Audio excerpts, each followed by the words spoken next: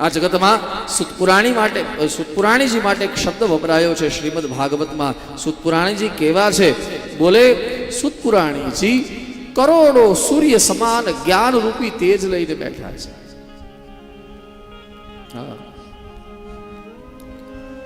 અજ્ઞાન ધ્વાંત વિદ્વાંસ.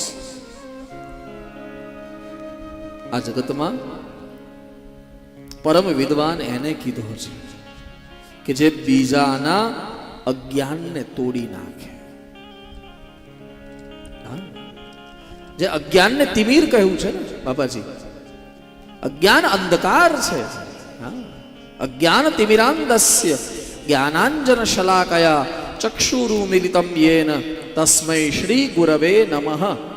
ગુરુ શું કરે? બોલે શિષ્યના જીવનના અંધકારને તોડી નાખે, તોડી નાખે. અહીંયા એક શબ્દ વપરાયો છે કોટી સૂર્ય સમપ્રભા. જ્ઞાનમાં કેટલા કરોડો, કેટલા સૂર્ય સમાન તેજ છે? બોલે કરોડો સૂર્ય સમાન તેજ છે.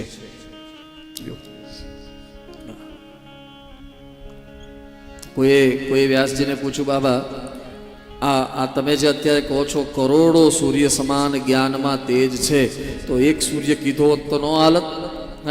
નો હાલત. આ વૈશાખ મહિનો અને એમાં એક સૂર્ય ઉગે તો રહેવાતું નથી. લ્યો, હા, એક સૂર્ય ઉગે તોય રહેવાતું નથી, તો કરોડ સૂર્ય એક સાથે ઉગે તો આપણી હાલત શું થાય?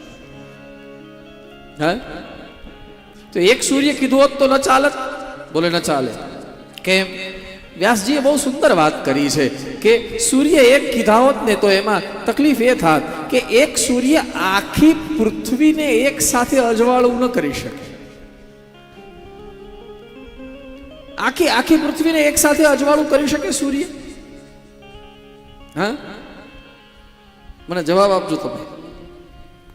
અત્યારે અહીંયા સૂર્ય છે તો પૃથ્વીના એવા ઘણા ભાગ હશે જ્યાં અત્યારે સૂર્ય નહીં હોય, ત્યાં અંધકાર હશે. સમય જશે એટલે ત્યાં સૂર્ય આવશે તો અહીંયા અંધારું હશે. એક સાથે એક સૂરજ આખી પૃથ્વીને ક્યારેય પ્રકાશિત ન કરી શકે.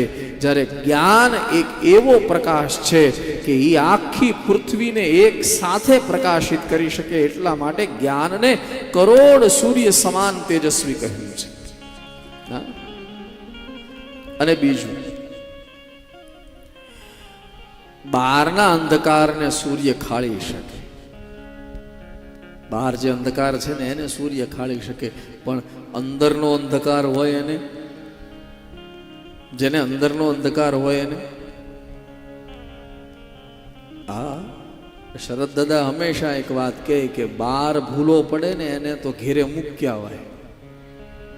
જે બહાર ગામમાં ભૂલો પડે, એ બસ સ્ટેન્ડે ભૂલો પડ્યો કે ભાવનગરમાં જઈને ભૂલો પડ્યો કે ગમે ત્યાં જઈને ભૂલો પડ્યો, તો એને તો પોતાના ઘરે મૂક્યા હોય.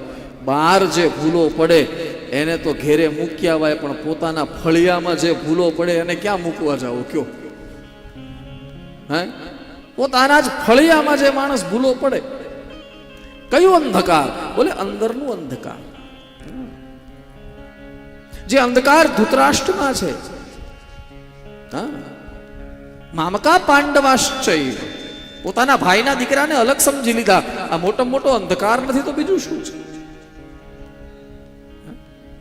નહીં તો એમ બોલ્યા, ધૃતરાષ્ટ્ર એમ બોલ્યા હોત તો કે અમારા દીકરાઓએ શું કર્યું, જો આટલું જ બોલી ગયા હોત ને અમારા દીકરાઓએ શું કર્યું, તો મહાભારત થાત જ નહીં. લ્યો, પણ એ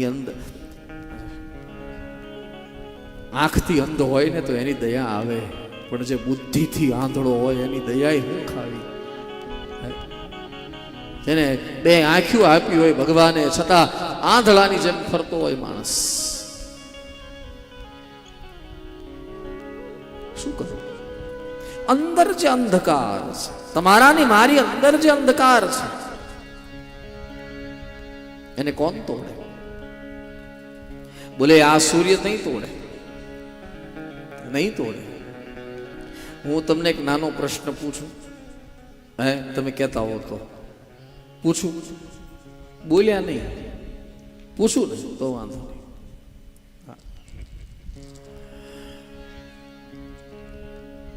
આખા ઠળિયામાં તમારે લાઈટ કરવી હોય રાતે તો કેટલા ફોકસ લાવવા પડે? મનુભાઈ, કેટલા ફોકસ લાવવા? આખા ખૂણે ખૂણો અંધારું ન રહેવું જોઈએ. 1000 ફોકસ થઈ જાય? ન થાય. વધુ જોઈ 2000 ફોકસ જોઈ ને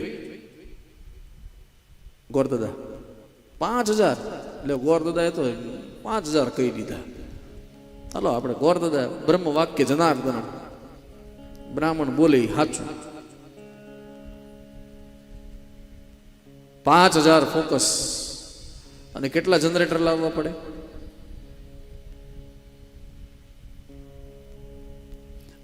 તો વખતે આપણે આટલી બધી સુવિધા ઊભી કરીએ અને એક ઠળિયામાં આખી રાત આપણે અજવાળું કરી શકીએ. હા, કરી શકીએ. એ પણ બીજાના આધારે થાય, આપણાથી ન થાય સાહેબ, બીજાના આધારે થાય. એની કરતાં આખા ઠળિયામાં જો અજવાળું કરવું હોય ને, કાંઈ કરવાની જરૂર નથી. ગોદડું ઓઢીને હોઈ જાઓ. હા, હવાર થાય ને જેવા મહારાજ કોર કાઢે એટલે આખા ઠળિયામાં અજવાળું થઈ જાય. બસ જ્ઞાન ઈ જ છે. તમે ગમે એટલું ભેગું કરો, જ્ઞાન એમ નહીં. ઈ તો એક કોર નીકળે, એક કોર નીકળે બસ. એટલે કોટી સૂર્ય સમપ્રભ. જ્ઞાનમાં કરોડો સૂર્ય સમાન તેજ છે. એટલા માટે અમારા બ્રહ્માનંદજી કહે કે એક બાજુ તારા જીવનમાં 1 કરોડ સૂર્ય ઉગે, એક બાજુ તારા જીવનમાં કરોડ ચંદ્રમા ઉગે, અને જેટલા તારા છે તારા જીવનમાં ઉગી જાય એક સાથે. પણ જો તું કોઈ ગુરુના શરણમાં નહીં જાય ને તો તારું અંધકાર તો નહીં જ મટે, નહીં જ મટે અને નહીં જ મટે. હા,